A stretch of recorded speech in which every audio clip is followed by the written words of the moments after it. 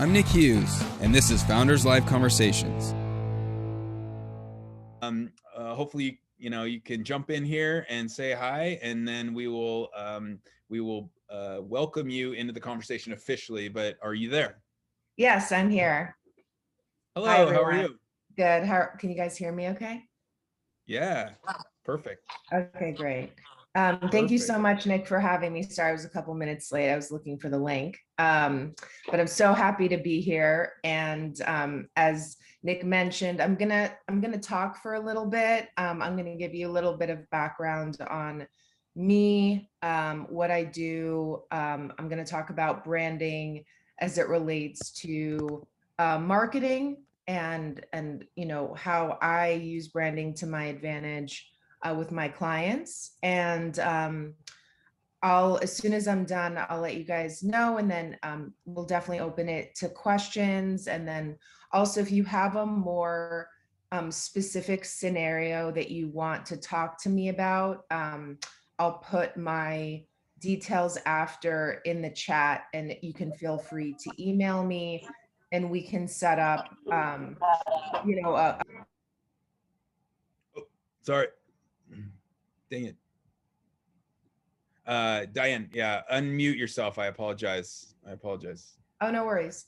Yeah. I was just saying, if anyone has a more specific situation you want to discuss offline, I'll put my contact information in the chat, and we can set up a consultation call, and we can go over anything that you're specifically dealing with. So just to kind of get started here, basically, my quick background is I was actually in corporate finance in the entertainment industry.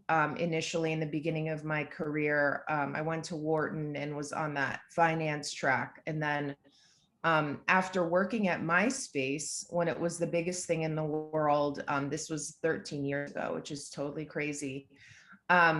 I basically saw what was going to happen to marketing and digital marketing. So I decided to pivot my career to what's now known as digital and social media marketing. Back then, that term didn't even exist, and it was called new media. So I was in, new media, basically, for a while, and was handling basically digital marketing and PR for talent, and was at a record label, was at a talent management firm. And then I started my own company, Empower Digital, 10 years ago.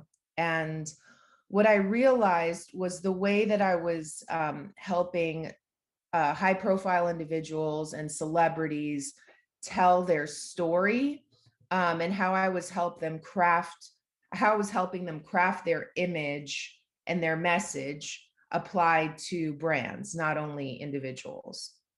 So when I started my company, I decided to work with not just talent, but also brands.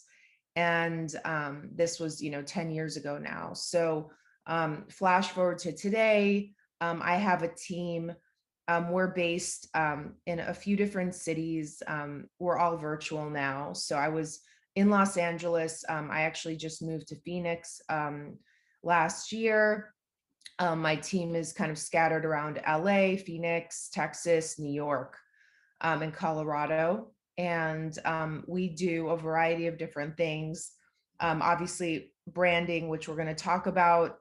We do, content creation and social media marketing, all the content creation and engagement and posting. We have a paid advertising team and reporting team. And we do influencer activations and influencer outreach. And we also have a traditional PR group that is doing media placements. No events right now, obviously. We'll see when that kicks up again. So that is what I do. So now to kind of get into the conversation, essentially, as most of you know, like, we're in a very strange era as far as the news cycle is so rapid, right?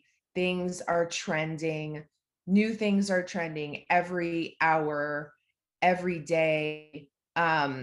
It's like you can't, like when I check the news at the end of the day, when I, catch up on what's happened, I am just completely overwhelmed with the amount of news that's happening, right? And it's not just me, it's the public, right? The public is completely distracted and overwhelmed by everything that's going on. And it's not just politics, which is obviously has gone to the point where it's completely out of control as far as the amount of news that's being pumped out on a daily basis, but it's also other types of news. And so, basically the issue is because of this insanity, like this noise that is being pushed out, it's more important than ever for companies and individuals to basically learn how to break through the noise. So to do that, you actually need to program your own channels to that, basically to that extent, so that they're actually that interesting and engaging, where people are going to want to tune in every single day, and you're able to break through that news cycle. And it's important to recognize, and I consider the social platforms like TV channels. So when I say like program your channel, I mean like Facebook, Twitter, Instagram, TikTok, LinkedIn, whatever you're working on or is relevant for your project. Those are what I call TV channels. And so, what I do is I help people, and me and my team, of course, I help people program your channels. And from a strategic perspective, from an execution perspective, that's basically what we're doing.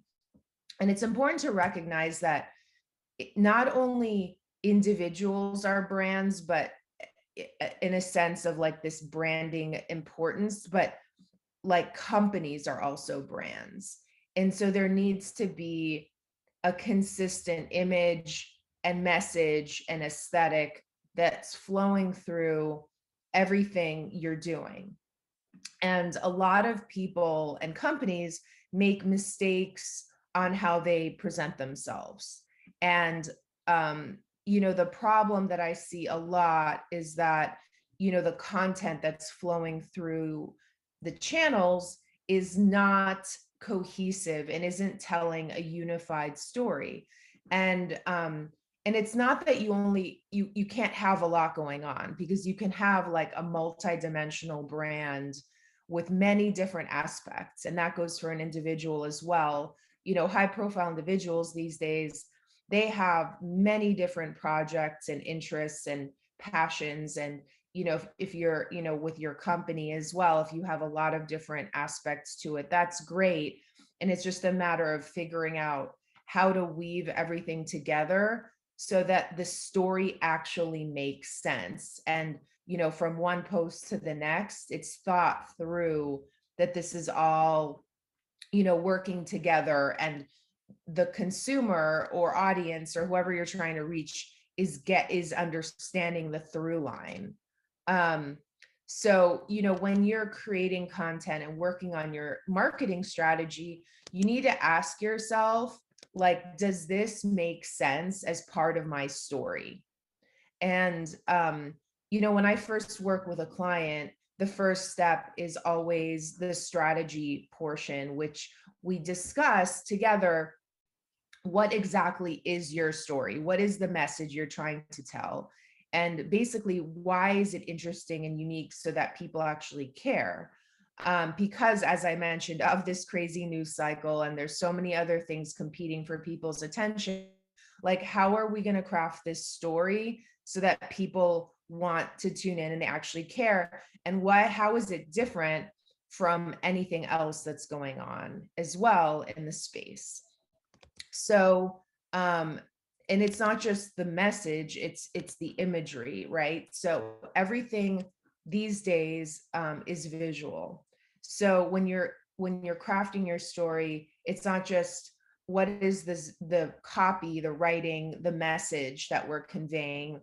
and the tone and the voice and kind of that storyline, it's also what is the visual and how is it consistent across all the platform, meaning, what is the style guide, the color scheme, the image aesthetic, the video aesthetic, like what is the actual visual aesthetic that is aligned with the story that you're trying to tell. So like, again, before I start working with a company, if there isn't that kind of foundational style guide or whatever, branding guide or whatever you want to talk about, we figure out together, okay, what is this visual aesthetic that's going to make sense?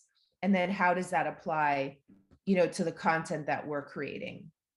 And then also it kind of, again, going back to this kind of strategy foundation that you're creating before you start marketing, it's important to ask yourself, what is, and it's so interesting because a lot of times people don't think about this, but like, this is so basic, but just asking yourself, like, what is the goal of your marketing? Like, because a lot of people that I work with and people that I have conversations with on the phone, they'll call me up and they'll say, Diane, I want to do influencer marketing, or I want to do PR or this and that. And I'm like, okay, great. What is your goal? Like, who are you trying to reach? And what are you actually trying to get out of your marketing?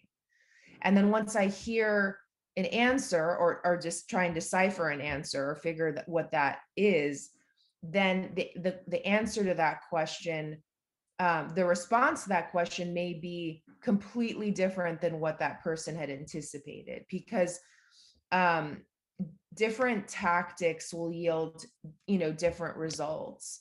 And so it's, instead of focusing on like, oh, I want to do this or I want to do that, like it's really important to think about, first of all, like, who are you trying to reach and what are you actually trying to do with your marketing? Because that's going to have an impact on like what tactics make sense, what branding makes sense. I'll give you guys an example. I have, a consumer product company client that's a child carrier product.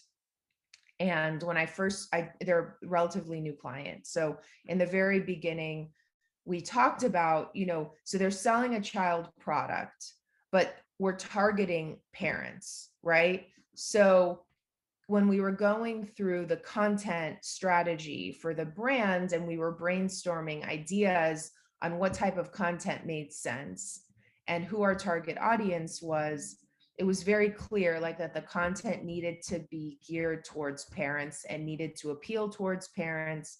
And, we talked about what, the age range of and the types of parents and locations, and, also possibly grandparents. So that's going to be another campaign that we look at doing in the future. And then the client sent me a piece of content that was an animated video that looked like a children's cartoon. And he was like, what do you think about this? Like, let's do something like this, blah, blah, blah. And I watched the video and it was like geared toward a 2-year-old, right? And so I had to explain to him that the 2-year-olds were not going to be on Instagram and Facebook, and they are not they're indirectly our target market, but again, our audience is the parents. So every piece of content we have to make sure is aligned with that, because the children are not going to be the ones looking at this, it's the parents. So it's again, it's just being very thoughtful about everything you're putting out and always going back to, is this aligned with my story? Is this matching my target audience? Is the image consistent with what we're doing and what the plan is? Because when you start deviating, and look, you can pivot and evolve. We do that all the time with our clients. Like, over the clients I've had for years, like, we've evolved our image over time, right? But if you have, content that's like out of that foundational storyline or image, people will get confused.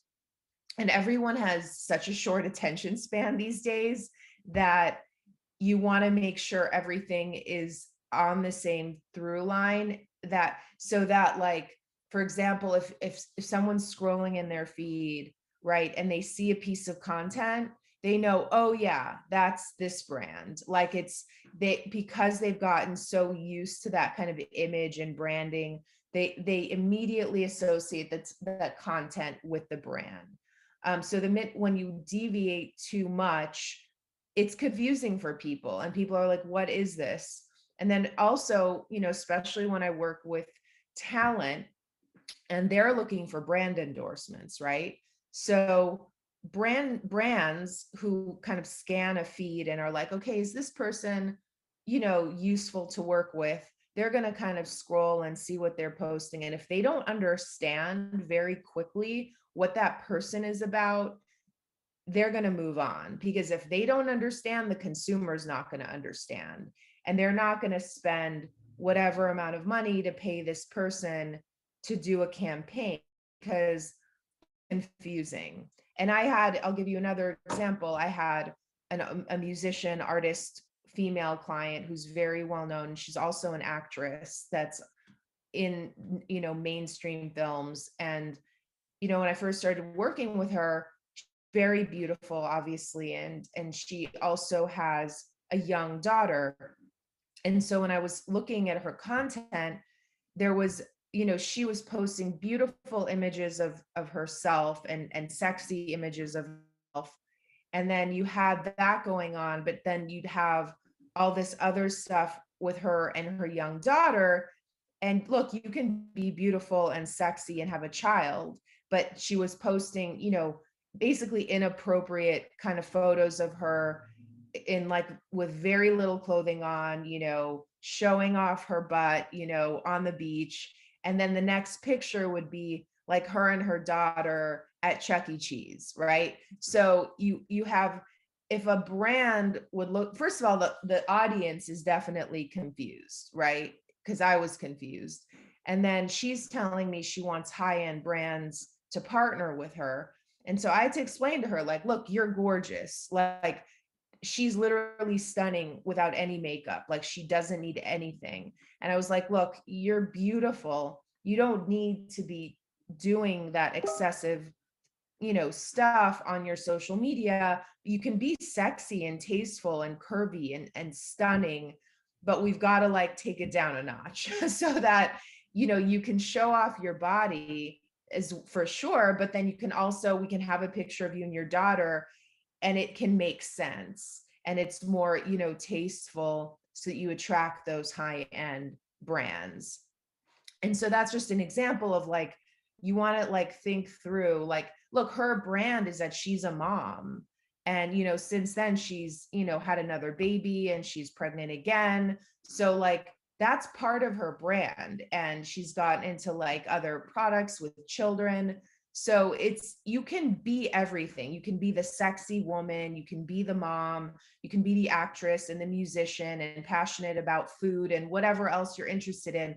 You just have to make sure that it all ties together and that it makes sense, just from, like, a holistic point of view. Like, okay, it makes sense. She's interested in this and this and that. And the same goes for a company. Like, if you're, whatever product that you're selling, you're basically portraying the lifestyle of your brand. And so you have to think about, okay, what are all the elements of my brand and this lifestyle? And does this actually make sense? Like, do all of these things make sense as a whole, as a unit? And then, as long as they do, then yes, you can showcase all sorts of different things. And, for example, one thing that we help clients do is we actually track what's trending every day culturally, not politically, because we generally stay away from that for clients. So every day there are really funny and interesting trending holidays. Like, there's National Pizza Day and National Wine Day, and there's all these fun holidays. And then there's obviously real holidays, right? And so we look at them, and and there are also things that trend every day that we can't predict, that are just sort of random trends that pick up steam. So we look at those trends and we ask ourselves every day, are any of these on brand for any of our clients?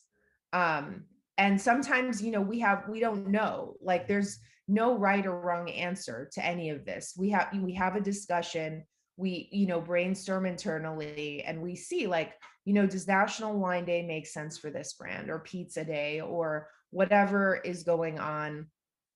This musician is trending, or this actor is trending, or is there, does any of this make sense to talk about?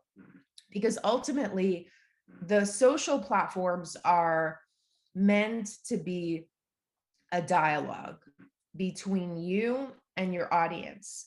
And so you want to participate in global conversations so that people know that you're with it. You're actually paying attention to what's going on in the world. You care about what's going on in the world. You're not just focused on your own mission or project and pushing content out about you. You're participating in a global conversation. So again, it's like, what is trending? Are any of these on brand? Having that discussion. And again, there's no right or wrong answer. You're kind of building your brand as you go. So once you decide, yes, we're going to do a Pancake Day post today because, we feel like it would be on brand, then you figure out, okay, where does it actually live? How does this look? Because these kind of trending topics, they come and go. And so you may want to decide that you only want to post on certain platforms. And then that's kind of what we figure out internally is like, okay, where does this go? Where does this live? And so, the beauty of basically the social platforms and branding is that you craft your own message and your image. It used to be that, 10 years ago, you had to go through a PR firm to get your image out and to get your message out. Now you have the power to do that. So you craft your own image and your own story, and you can go direct to the consumer with that image and story. And that's why PR is not what it used to be. Celebrities and brands are going direct to their audience with their product releases, their announcements, with new content, and it's driving the traditional media crazy.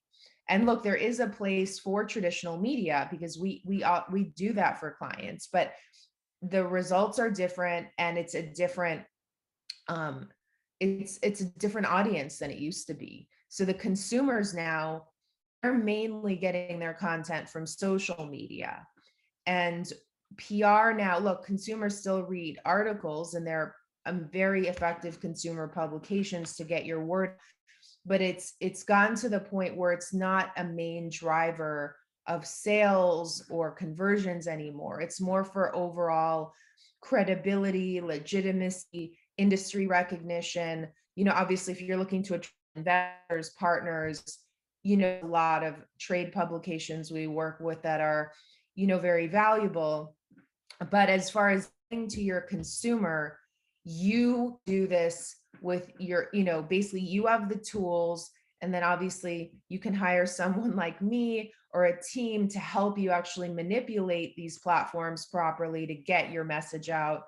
But we basically have the power to go direct to the consumer now, which is incredible.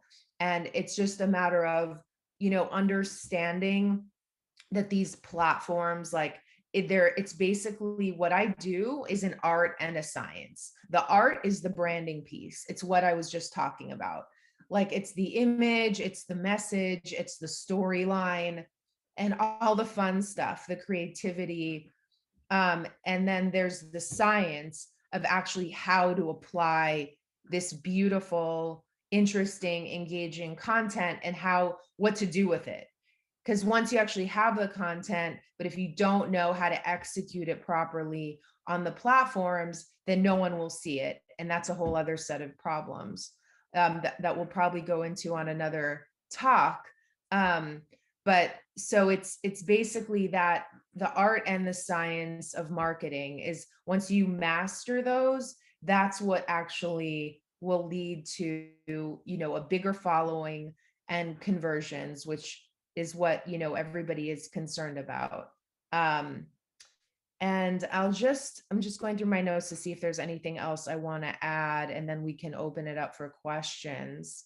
Um, Obviously, ultimately, the goal here is monetization, right? So all this work that we're doing, all this branding work, this image work, this message strategy work, like the whole point of it is so that you make money, right? And so talent, brands, so that you ultimately you're monetizing this, because it is an investment. I mean, it costs money to create all this content, to figure out your brand. And, I'm not going to lie, like you have to spend, a significant amount of time, like testing content, creating content, and before you may even see results. But ultimately, like you will see results if you put the time in. And just depending on where you are, like in your business life cycle, what we can figure out, like, okay, when is that going to start happening? And it does, also it does take a long time to build a brand. If you're starting from zero, it's people don't realize how brands that you think have blown up overnight have been around for years. So, our most successful clients are the ones that we've had for years, because we've continued to just build and build and continue to connect with the audience. And it's not something that happens in a month or 2 months or 3 months. Like it just doesn't work that way. It takes a really long time, and it happens in stages, and you have to be patient. And it is an investment. It is what it is. And if you're serious about your brand or your business or your project, you have to play the game. This is the game that we're in now. We're in the game of these platforms. We're in the content game, and you play by the rules. And, you basically learn what you need to learn and do what you need to do to build an audience, to get conversions. And that's just how it works now. And so it's like, if you want to build your brand, what I do is I help you obviously figure out what to do, how to tell your story, what platforms to use, what marketing tactics actually make sense, so you're not wasting money on doing things that aren't going to help you, right? So I'll give you like another quick example, and then again, we'll open it up. I had a company come to me in the space tourism field, and they immediately were like, Diane, we really want to do influencer activations and get influencers involved and on these trips. And I'm like, cool, great. That makes total sense. I was like, can you please send me, all the links to your website and your social media and your marketing, so I can see what's going on here. So then I started diving into their content and their existing platforms. And they basically had very little content up, like to me, no following, completely generic image. Like I said, only a little bit of content. They didn't have an Instagram page. And so they didn't understand like what influencer marketing was, right? And that they're not supposed to, and that's my job, is to explain like how these things work. But you can't do an influencer activation program if you don't even have all of your proper platform set up. And if you don't have your story already being told in a compelling way, and you need to have your community, your own marketing working for you before you bring in influencers, right? So you need to have all the stuff we talked about earlier, your message, your image, your story. Like you have to have all of this happening already before you even think about, oh, let's bring in famous person X to go and promote this brand, because they'll go and promote this brand, and then people will look at what's going on and be completely confused. and not know what it is and what to do with it.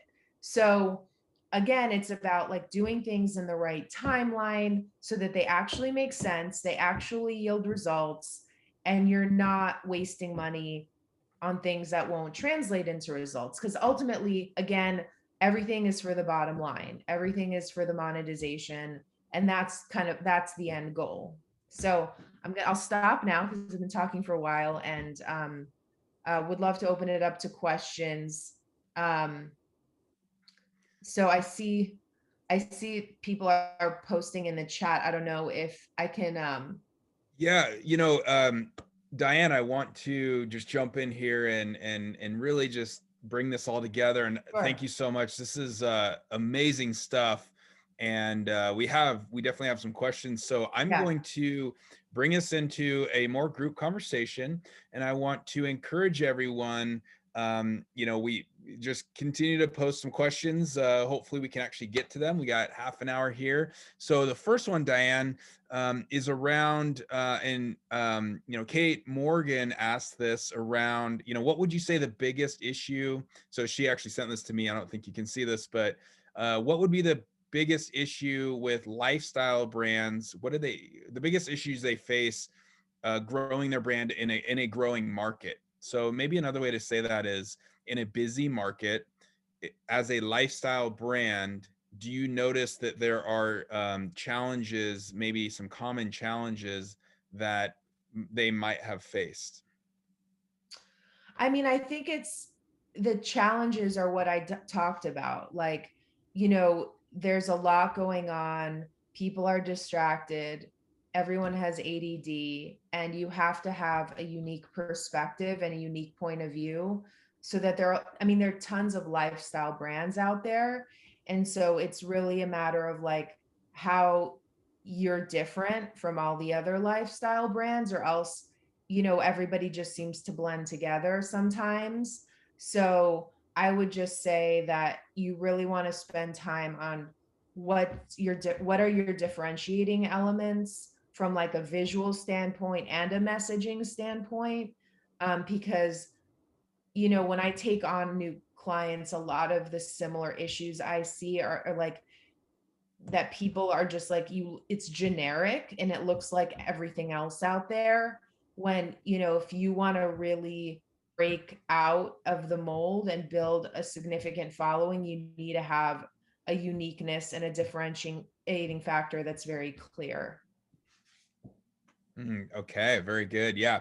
So I would just echo that with, what Diane said around, and I was even on a conversation last night, Clubhouse, go figure, but branding came up, and some of my thoughts and the conversation around that was just around like, look, your opportunity as a business is to create something, a unique voice, and almost carve out a corner of that market, and the hope is that you develop a uniqueness of the voice, a uniqueness of the brand experience. What are your core values? What do you stand for? What is the experience as a consumer or a user? And that helps to stand out from the crowd. So thank you, Diane, on that. Kimberly, actually, we'll start pulling some people in here. Kimberly, if you want to, take yourself off mute and ask your question around really what Diane's her focus in business is when she works with clients. If you would want, I can ask it myself, but it's fun to bring some people in as well. Sure. Yeah. Diane, is your goal for your business to have kind of a little bit of both types of clients, ones that you manage long term, and then ones that you possibly set up programs for and then hand back for execution? I've done, all types of programs for people. I've found, obviously I have clients that come in and hire me for specific projects. It could be 3 months or 6 months. And then I have clients that I've had for a really long time, and everywhere in between. So, generally when someone brings me on, I have an amazing team behind me that helps actually execute all the things I'm talking about. So, when I'm working with a client, I always just want to make sure that all these amazing ideas we're putting together actually get executed properly, because everything is in the execution. It's all in the detail, right? And so normally we handle not just like the strategy conversations, but also the execution.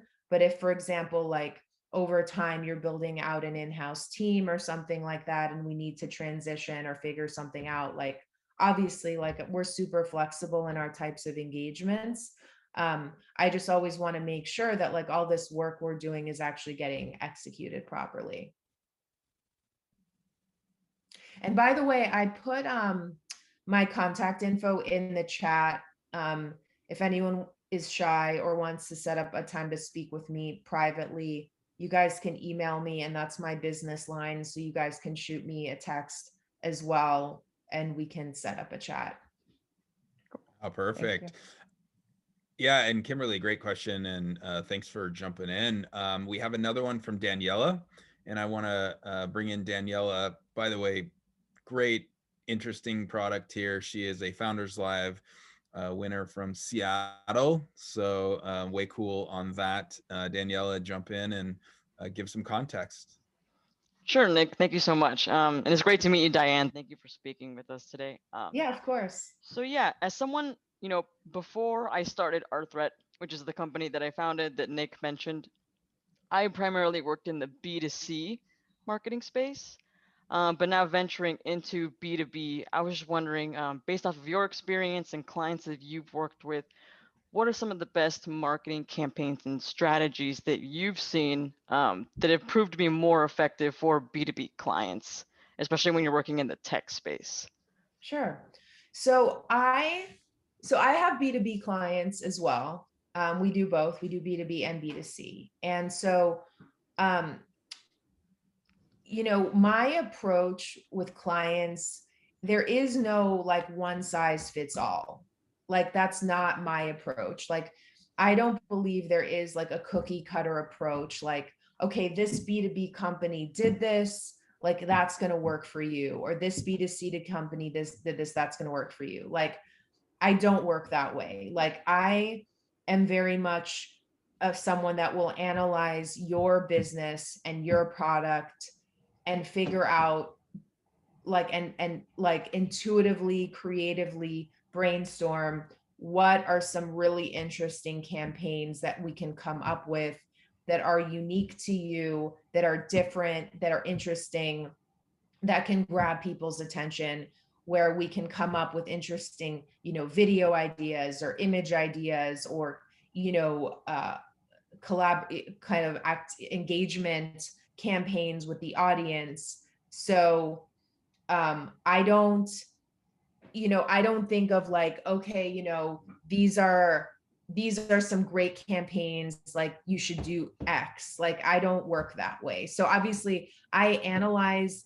My job is to keep abreast of like what's happening in marketing every day. So I spend time studying like what other brands and individuals are doing every day. So I have a sense of like what's successful and what's not successful in general. But all of that is more like in the background. And when I'm working with a specific company, I figure out like what makes sense for that company, not like, oh, this company did this, let's copy that. Or I may, it's more for me again for background. So I have B2B clients that are doing well, but like their campaigns that we've done for them are all completely different and have no connection to each other. I have a medical company that I work with that, I've grown substantially, and the campaigns we've done are zero connection to, another tech startup that I've engaged with. So they're completely unique. So I know this didn't really answer your question, but I hope it was helpful. No, it definitely was. Thank you. I appreciate that. Yeah, of course. All right. Some great questions here. And Jolene actually has a question. She wants to step in and step up to chatting here. And so Jolene, there you are. Feel free to jump in. Diane, you talked about studying daily and you have a routine. Can you share with us what is it like when you go out and see what's happening today? What do you go out to here's the first 5 that I go to, and this is what I look for, and this is what I do. Can you just share with us what that looks like? Yeah, sure. I mean, we're all in a very bizarre routine these days because we're not really, I mean, I don't leave the house that much, unfortunately. But my routine now is very different than it used to be. I mean, I used to be out of the house every day, like at meetings with people, meeting people at different venues. Now I'm basically at my computer on my phone all day long. And so, as far as kind of what I study, like I'm in and out of the platforms like throughout the day, kind of checking in what's going on. But I spend, like, when I'm done with my work and kind of unwinding for the day, like I'll spend time like going through my feeds, Facebook, Twitter, Instagram, now Clubhouse, and seeing Telegram as well now, seeing what happened during the day, because my days are pretty stacked. Like I'm on the phone most of the day, and then between calls I'm answering emails, and so I don't really have time to like go deep into what's happening besides like getting news alerts just so I know what's happening at a high level. But then at the end of the day, I'll go deep into like, okay, what actually happened today from a news perspective, and then from a content perspective, I'll scroll through the accounts that I follow and like pay and see like what was interesting, what was, what I want to dive into. So it changes just based on any given day in my schedule, but I spend a significant amount of time like at the end of the day, like kind of analyzing what has happened and what kind of content came out that day. And it's really overwhelming, and I don't get through all of it because I follow a lot of types of accounts. But I spend probably at least 2 or 3 hours a day just going through the channels, and seeing what happened and reading articles and things like that. So I mean, I've been in this kind of social media world from the very beginning of it, in 07. So it's kind of like in my blood to pay attention to like all the platforms because I've been doing it for so long. So it's like in my it's like second nature for me to be checking everything and understanding everything. And with Clubhouse though, it's like it's a whole different animal, which we can talk about another time because it's audio only, and so you can't really multitask when you're on Clubhouse. So if you actually want to pay attention to what people are saying. So what I'll do with Clubhouse is like when I have time, there's some days where I just don't have time, I'll just open the app, see what conversations are going on in any given moment for 1 minute. And then if there's something interesting, I'll jump into it for a minute and see if I want to stay. And if I don't want to stay, I'll jump out of it. And that's if I have time during the day. I'm mainly on Clubhouse in the evening, like seeing what conversations are going on, and like I'll decide within like 30 seconds or a minute if I'm going to stay in the room or not. Cause I'm also in that culture of like, if you don't grab me right away and then this is not interesting, I'm moving on. So anyway, I hope that helps. These are good. These are so good. And Jasmine's got a question that basically, pulled right out of my mind, and it's interesting. So Jasmine, I want you to, if you want to jump in here and give some context to your question for Diane. Hi, yes, thank you. So one of the things that I'm noticing is this trend of overlapping your personal brand with your company brand. And I think there's, especially in the entrepreneurial space, where there's added value of knowing who is behind the company. And so I'm just curious to know what your thoughts are around that type of strategy in terms of adding value and engagement when you as a person become part of your company brand? So, basically, again, there's no one answer to this. There isn't really right or wrong. But what I've done with clients before is that if you have a product or a brand that you're launching, and then you also have your own personal profile, I usually like to keep them separate, especially if you're going to build out a product or a company like over a long period of time and really turn that into its own separate entity. I recommend separating them. And then, what you can use is, if you have your own personal brand and your company brand, then you can cross promote. And so again, I don't like to generalize because you may have a very specific situation that I need to understand. But at a high level, generally what I recommend usually is separating like your own personal brand from your company brand. If you're going to build out if this company brand is a standalone entity and could evolve into something that is just a standalone entity. And but if you have a specific situation you want to talk about, we can do that. It's a great question. Yeah.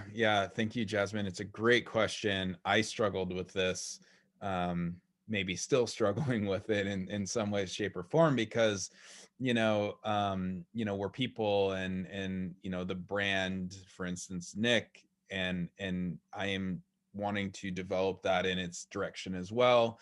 And then, the brand Founders Live is, of course, I started it, but it's its own thing.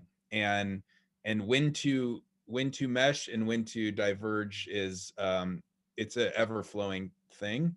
So this is a challenge that I'm looking at as well, and I think it's just going to evolve over time. Yeah. Great stuff. I hope I'm pronouncing the word or the name correctly, but Keon. I would like Keon to come into the conversation and give a little bit of context for the next question. Thank you, Nick. Thank you, Diane. It's really useful. Thank you for having this session. Of course. My background is fashion for 20 years, very long time. Then I started my tech company like several years ago, and now I'm in tech industry, fairly still new.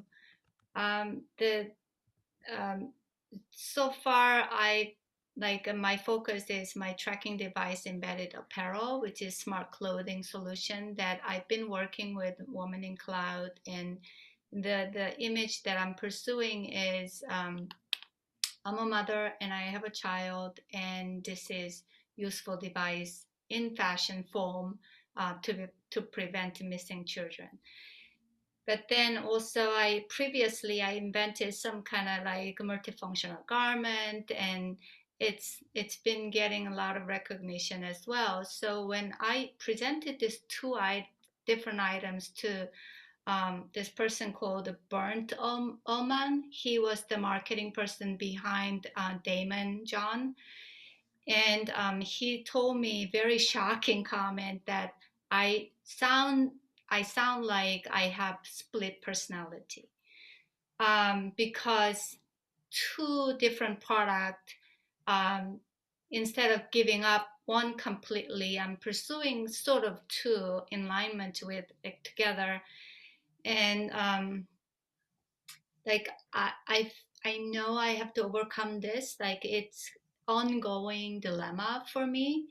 And how would you advise this type of situation? Like definitely the tracking device for children and Alzheimer's patients, and this is my focus for now.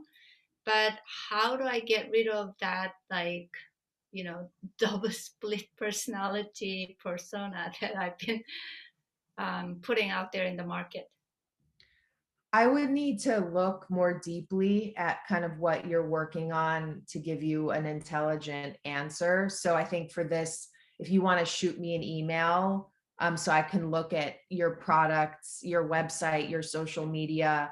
I would be happy to set up a call with you and get a better understanding for kind of what's going on, what your goals are, and figure out what the image issue is, because it's very subjective.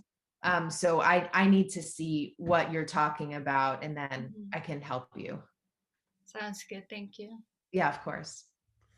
All right. And we have a question from Kenneth. I'll just jump in here with what social media platforms do you recommend to focus on for 2021? I feel like we touched on that a little bit, but things are changing so quickly that is there anything that you would recommend that you see over the last few weeks, months, or the trends maybe in these that you're interested in?